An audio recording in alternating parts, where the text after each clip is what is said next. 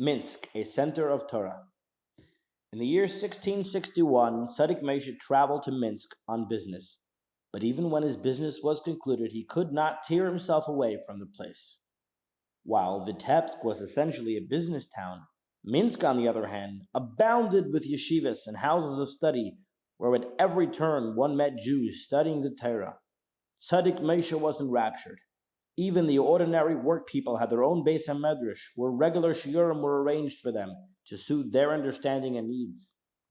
As a child, and right on into manhood, Tzaddik Moshe had spent all his time in Torah study, but when he married, his father-in-law was weak, and so Tzaddik Moshe had to assume the responsibility of supporting not only himself and his wife, but also his parents-in-law, his unmarried sisters-in-law, and his brother-in-law's orphaned children.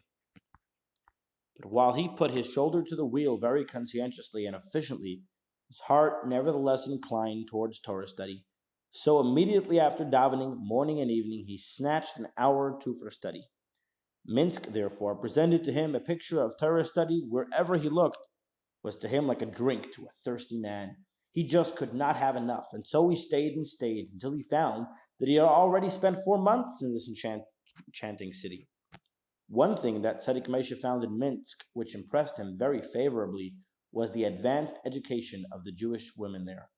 In Vitebsk, there was no woman who could read Ivri, and those who were anxious to join the davening and shul used to gather around some elderly lady who, in the course of the years, had learned the prayers by heart and thus become the reader for them, and the others would repeat the prayers after her.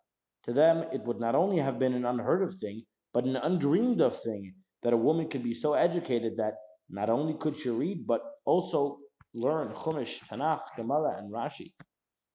This, then, is what Tzaddik Moshe found in Minsk.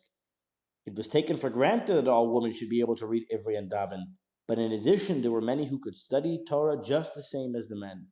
So while Vitebsk was much better off than Minsk in the material sense, with beautiful and imposing buildings and a name for business, Minsk towered above her richer sister in the spiritual sense, with her Torah scholars, both men and women, and her yeshivas and synagogues.